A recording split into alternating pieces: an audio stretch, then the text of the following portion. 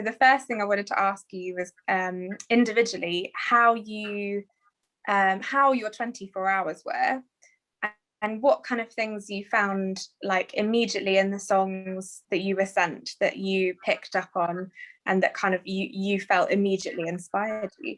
By the time I started into the British Archive, it was probably about midnight. Oh my God. It's like a confession box. It's like, I actually didn't have 24 hours. I left myself 12 hours. And there's nothing I could do. There was like, there was like a gig on and there was other things. So I was just like, it's fine. I just need silence. I just need to put the child to bed. And then I just need to, and it'll be fine. So what I had was the beautiful silence of the night to go through the archives. And I went from the British Archive into the Scottish Archive, and I found the wax cylinder recording, but I also found not just the first verse of the song, which was on the wax cylinder recording. I found the 5 verses of the song, and I was able to find the Scots of them, of the Gaelic of them all, and then I found the translation of them all. Yeah. So then for me, that was where I could then start. It was like scratching an itch, when you find the root source. That's what every, archival hunter really wants to find. They want to find the oldest source. And if this song was from the 1500s, I wanted to find the 1500s version. I don't know whether I found the 1500s version, but I got the overall vibe of the song. And then my stimulus was then a sentence from that old recording from the Gaelic. So I just got into nice little foray like that, and I think I was on my own with an out of tune dadgad guitar and a Shruti box in C. So I was probably at a disadvantage.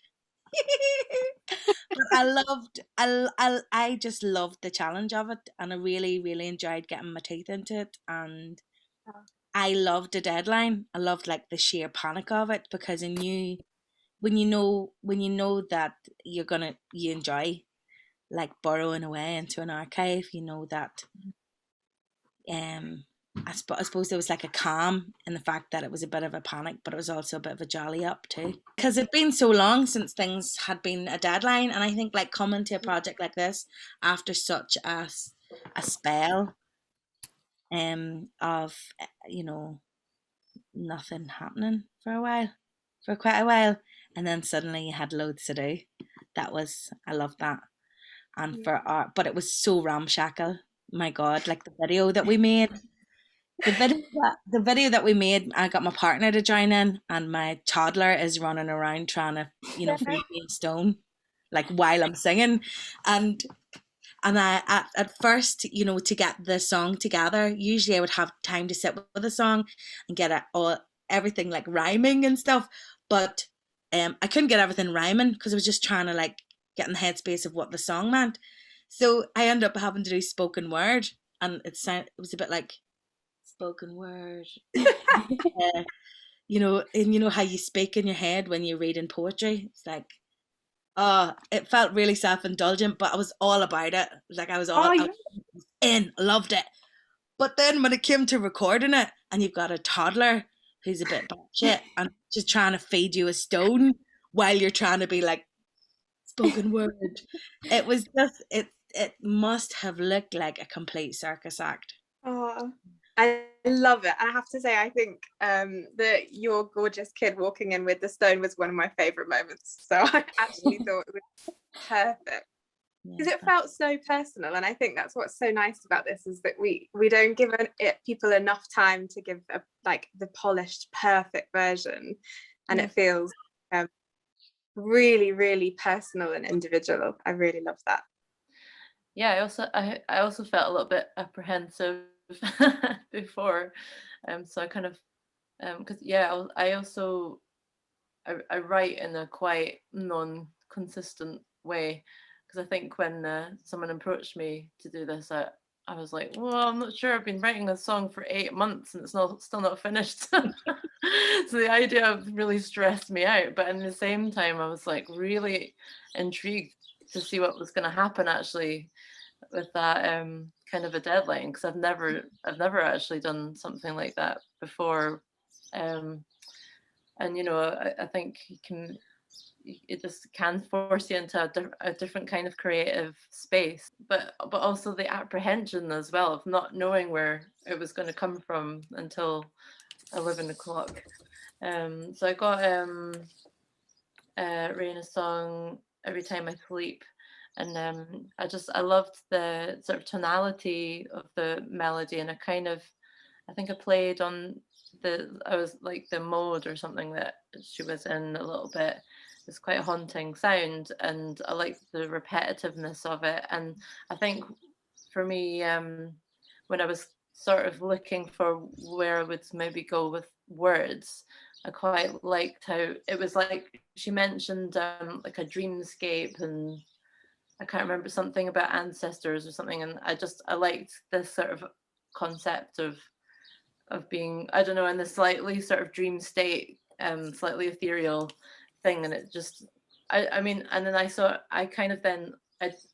often when I'm writing words, I'll just do a load of automatic writing and see what happens, and sort of piece together like it'll be like poetry that I kind of like it just being a standalone thing that can be interpreted in different ways. But I started with that, and I started to sort of it was emerging on its own, like this sort of idea of there being, like in the stars, they sort of like, I guess I was sort of thinking about astrology and how people, over all the millennia look to the stars for wisdom and guidance, and I was sort of playing with the idea of it being a sort of ancient game. So I don't know. I mean, I don't know where that came from. I've never thought of that before.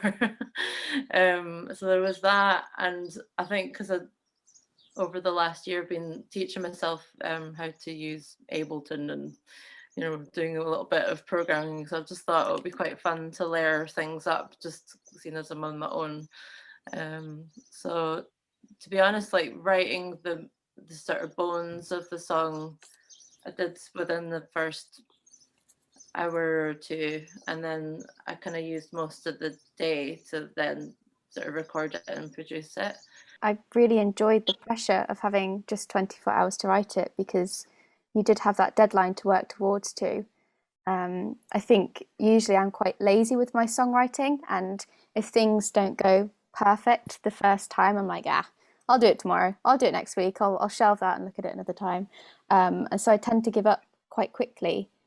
But obviously with 24 hours, you can't do that. You can't just start a new song and shelve it and try and find new lyrics. You kind of just have to throw yourself in there, and whatever comes out onto the page, you have to work with. So it was really nice to work with that time limitation and overcome those I guess mental hurdles that you have when you're songwriting, of going, oh, well, what if it isn't good? What if it's really bad? Like, how does it compare to what everybody else is writing? You just had to completely forget about that and just write, what's in your brain and kind of what you know about, I guess. So yeah, it was quite a scary and daunting challenge, but I really enjoyed it. And I tried to plan my day out quite methodically. So I said to myself, right, I'll write the song, within 3 or 4 hours, and then I'll go on to recording it, and then tomorrow I'll do the video for it. So that worked quite well for me, I think, again, like having those deadlines to work towards too. And so yeah, I sat down and I was sent Kate's song, which was absolutely beautiful, really, really beautiful. And I sat down and listened to it a couple of times and highlighted some bits that stuck out for me, and melodies and the vocal work that she did on it. It's just astonishing. It's so beautiful with the harmonies and the percussive vocals. That was kind of one of the main things that stuck out for me. So I spent quite a bit of time listening to it, and yeah, just started noodling around with the guitar really. same as Rena, I had a very out of tune dad guitar, so it was very scruffy at the beginning. I think the chorus came first. I started with the chorus and then everything fell into place around that. But yeah, I think writing the actual song was the easiest part for me. It was the recording and the videoing that took the most time. That really, really stressed me out. I was having all sorts of technical problems and my mic wasn't working properly and my laptop kept dying on me. So it was very stressful, but we got there eventually. Yeah, I really enjoyed it. I really, really enjoyed it. I got Ellie's song and I went with what I interpreted the theme of that song to be, which was some sort of journey, alluding to like sort of ideas of, you know, time, you know, traveling through life, and so I just went with that really, and took it to my own sort of feeling about traveling through life and time. And I think I had this concept sort of towards the end of the song of this kind of totemic bird sort of spirit, and I think that's what Gwilym picked up on, because I know, Jackie, that you did a song about a robin, and I wonder if it was me that put the bird in the soup. I was very nervous, I think, leading up to it, just because I don't tend to write songs that regularly, and I couldn't be sure that that bit of my brain would kick in. But also I'd set the day aside, which is quite rare really, so I knew I had this block of time and I felt confident that something would happen. So yeah, I received Gwilym's song, and yeah, I think immediately hearing the sort of mood of his song put me in a sort of certain mood, which was lovely. And you just pick up on little bits that resonate with you, I think. So with Gwilym's, it was just his description of the song. So it was in Welsh with a translation, and he just wrote one sentence about how the owl in Welsh folklore is the oldest creature. And that was like oh, okay. And then, yeah, I had to be very strict with myself and write down a sort of mind mappy, brainstormy thing, and go through the sort of, you know, everything you go through. So you sort of write down all your ideas and then you listen again and then you hum, and it's usually the first thing you thought of that ends up landing. So that the process actually took about 3 or 4 hours, I think. And then after that, it was just a routine of recording it. And I felt really exhilarated by the end. And I thought, oh, where did that come from? It was lovely. I love the fact that it's slightly unfinished. It feels really authentic, like really, I guess, kind of spontaneous. And I guess that's one of the things I've also missed in the last year, is something that feels quite spontaneous.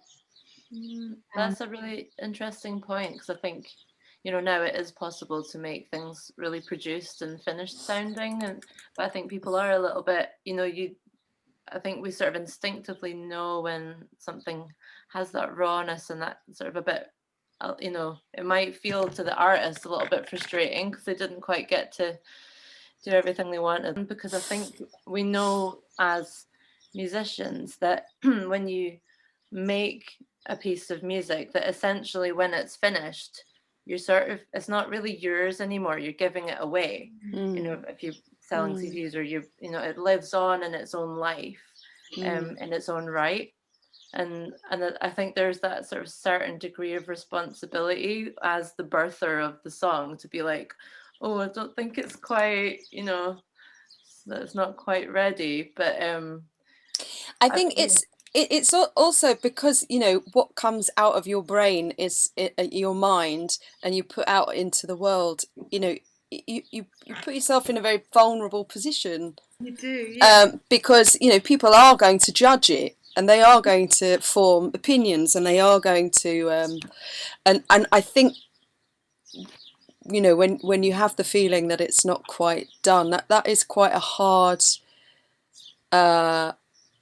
thing, but you know, it's a lesson in sort of letting go as well. That was my biggest hurdle as well, was kind of going, actually, you know, it's like having your photo taken, isn't it? You don't hear what other people hear, or you hear your stuff and your everything that's led to that creation. And it was really good for me, I think, to go through that and to kind of battle with that self-consciousness and still produce a thing. And, you know, likewise, the recording and the roughness of it and the imperfectness, I think, is part of the charm of, and the fact that we were all recording at this sort of within a few days of each other.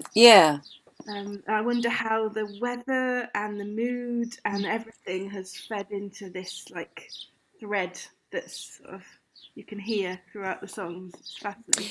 Yeah, I think there was kind of a feeling of connectedness being in that chain, I think. Definitely. Yeah, I don't know how, like some sort of psychic connectedness, which I really enjoyed. I liked that idea that other people were having to do this too.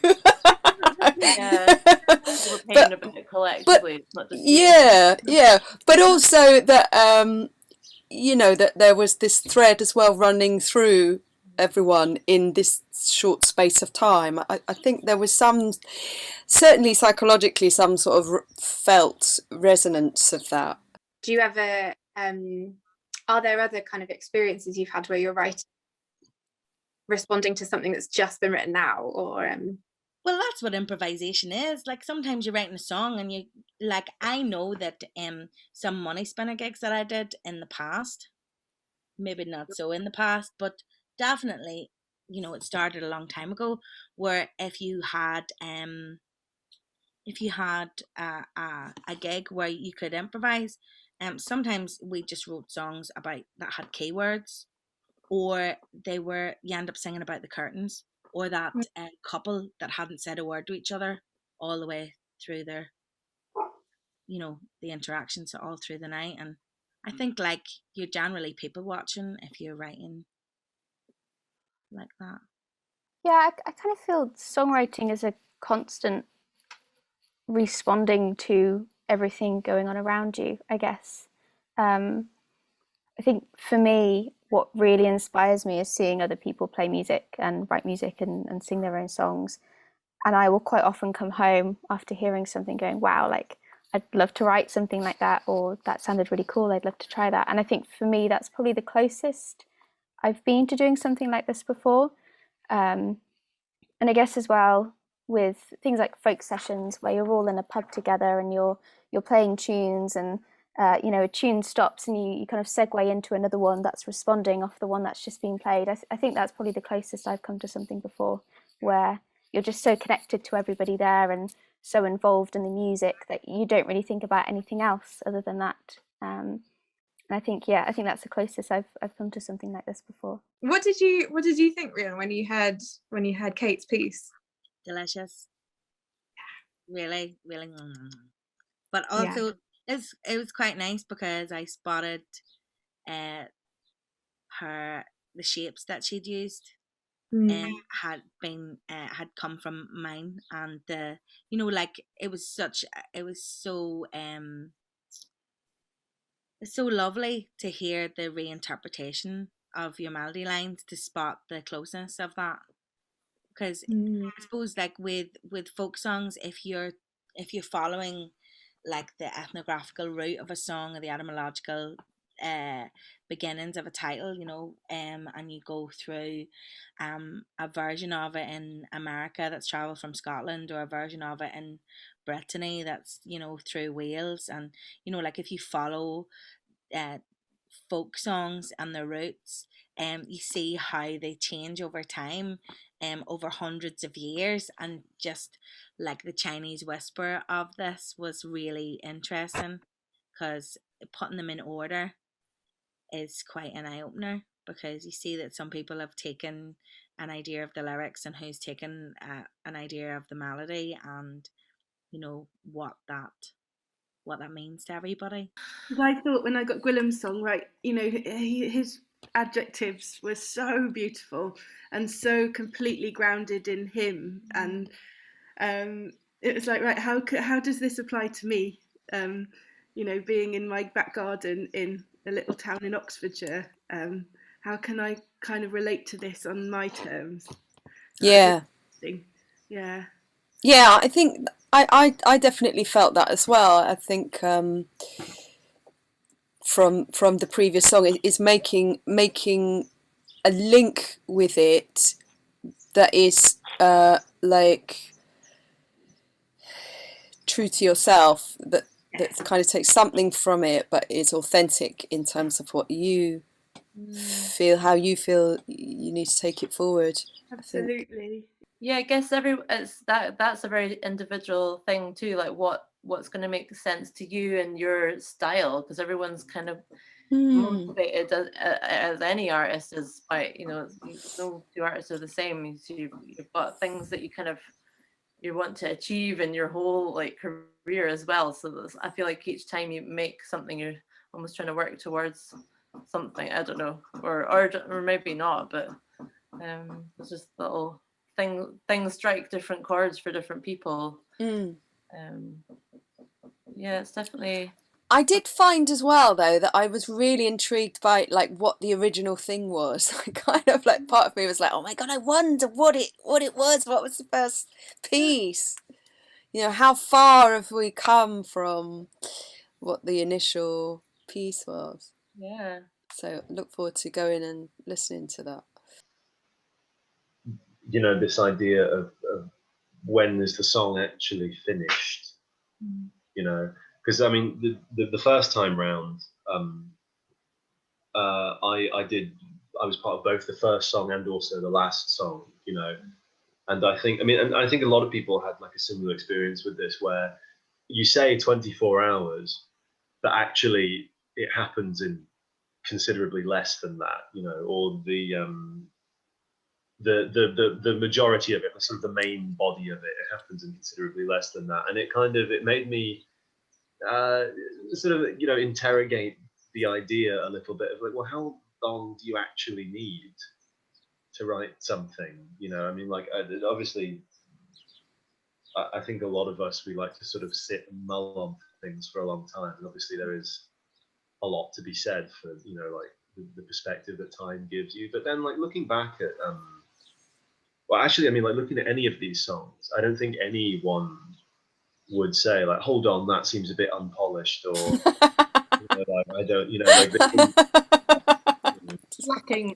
no, you know, like they're all still, you know, sincere expressions, and I think a big part of that actually does come from the time limit. You know, it's like you have something to say, you say it, you have to just say it now. You know, and so that actually made me think a lot about, well, you know, maybe we overwrite songs sometimes, you know. I mean, like, and that's not limited even to music and songwriting. I'm sure that happens in all kinds of art, where you just sort of, you just keep going with it, you know, you keep fixing it until you're now breaking it again. And I wonder if it's maybe made you guys think about that a little bit as well, like, you know, like how long do we actually need? I think it certainly has, yeah. I think I certainly wrote a lot more than I probably would have done in one sitting, because I had to get something finished and get something out there that was vaguely, you know, reminiscent of what people would call a song. So I think in that way, you know, it was a good sort of discipline. It was good. It was a good exercise, and it certainly in that way has kind of, you know, shown me that I probably could do a bit more than I do usually.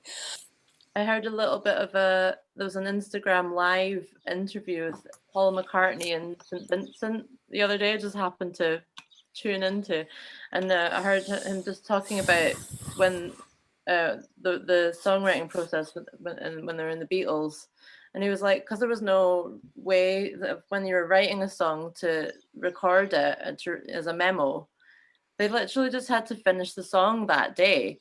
And then when they went back into the studio the next day, they just had to try and remember it. And I was just like, that was just blowing my mind. Because I've just, that happened to me. I had to spend like the next morning relearning my song from the day, like the little bits of melody and stuff like that. I hadn't. It's like because it was so new, I hadn't got used to. If you're anything like me, like my computer's just full of heaps and heaps of unfinished bits of melody of me going. Nah, nah, nah, nah. And we'll all come back in 5 years and it'll be full. But I do definitely think it's the sort of thing that's like, the goldfish will fit to the size of the bowl it's in, because this other song that I've been trying to write, I feel like it knew. It's like, now is the time to jump on Kate because she's in lockdown and there's a lot of time. So I ended up doing a geology course and doing all this sort of stuff for the song. But because this was a very, very different type of thing. Thanks so much. It's been a really, really lovely. Yeah. No, it's been really, really amazing. Thank you so much for organising it all and putting it all on. It's been really, really fun. Thank you. Thank you for having me. Thank you for the opportunity. It was a really valuable experience. Definitely. Yeah, I was. So It's thank really you. amazing initiative to take. Mm.